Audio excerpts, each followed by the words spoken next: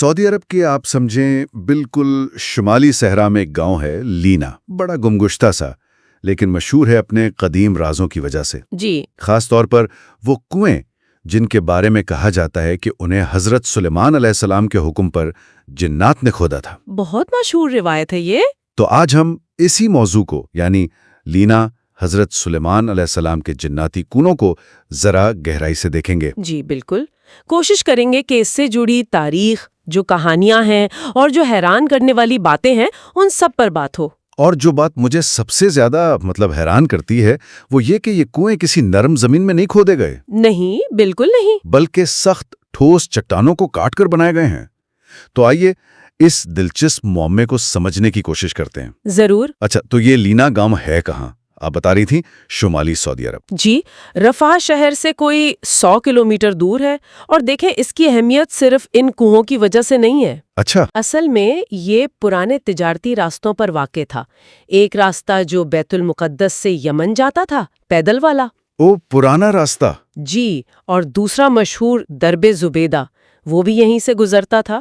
تو اسٹریٹجک لحاظ سے یہ بہت اہم جگہ تھی۔ یعنی ایک طرح کا مرکز تھا پرانے وقتوں کا۔ بالکل، اور وہاں جو پرانا قلعہ ملا ہے اور دوسرے آثار، وہ بھی اسی بات کی طرف اشارہ کرتے ہیں۔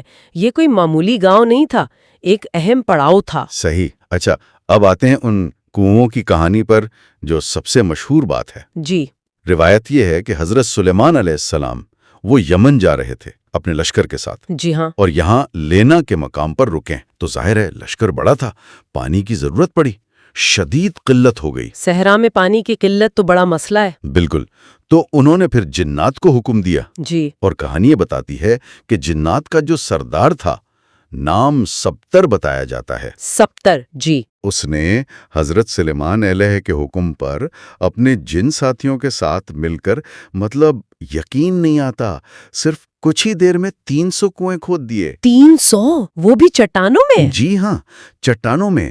اور ایک دلچسپ بات چیت بھی بتائی جاتی ہے کہ سبتر نے مسکراتے ہوئے کہا کہ پانی تو یہیں آپ کے قدموں کے نیچے ہے، آپ لوگ پریشان ہو رہے تھے۔ واہ، یہ تو واقعی حیران کن ہے۔ انجینئرنگ کے لحاظ سے اگر دیکھیں نا، ہاں، وہی میں پوچھنے والا تھا، کیسے ممکن نہیں ہے؟ دیکھیں یہ کنویں 60 سے 80 میٹر گہرے ہیں۔ 80 میٹر یعنی تقریباً 250 فٹ سے زیادہ؟ جی ہاں، اور وہ بھی سخت چٹانی پتھر میں۔ اب آپ سوچیں اس زمانے کے اوزار کیسے ہوں گے، کانسی کے یا شروع کے لوہے کے۔ ان اوزاروں سے اتنی سخت چٹان میں اتنی گہرائی تک، اور وہ بھی 300 کنویں، یہ عام طریقے سے تو ممکن ہی نہیں لگتا۔ رفتار اور پیمانہ دونوں ہی غیر معمولی ہیں۔ آج کل کی مشینوں سے بھی یہ آسان کام نہیں ہوگا، یقیناً نہیں۔ اور ایک اور چیز جو اس سے مزید پر اسرار بناتی ہے، وہ ہے کنووں کے اندر کناروں پر ملنے والے نشانات۔ نشانات؟ کیسے نشانات؟ کچھ لوگ کہتے ہیں کہ یہ نشانات بالکل گول اور ہموار ہیں، جیسے کسی ڈرل مشین سے بنے ہوں۔ ڈرل جیسے؟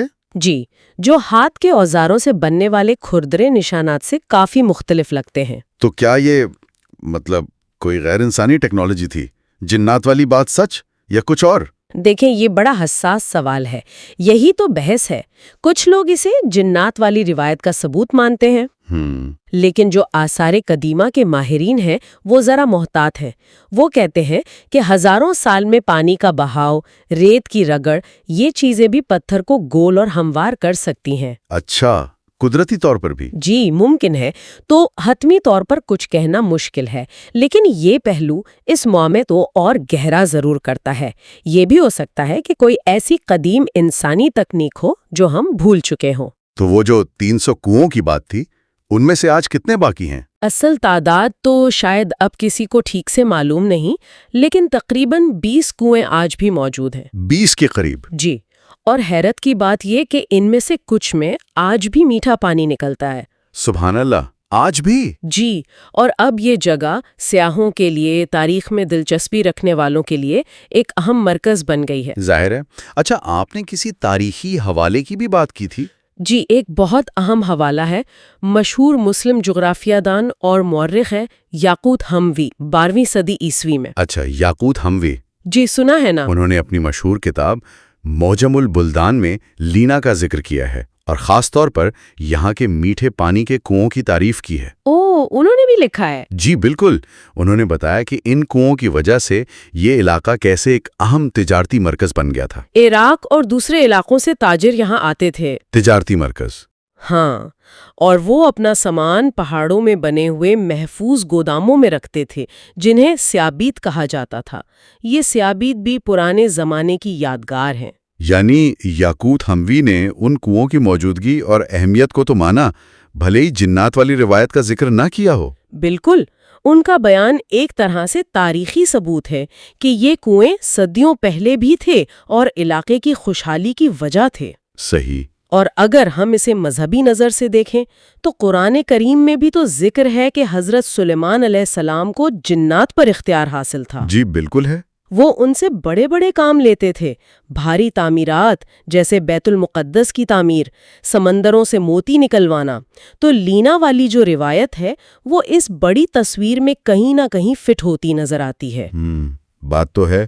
تو اگر ہم خلاصہ کریں تو یہ لینا کے کنویں صرف ایک کہانی نہیں ہے۔ نہیں، بالکل نہیں۔ یہ تاریخ، روایت، ٹیکنالوجی اور شاید کچھ مافوق الفطرت چیزوں کا ایک بڑا دلچسپ پیچیدہ سا امتزاج ہے۔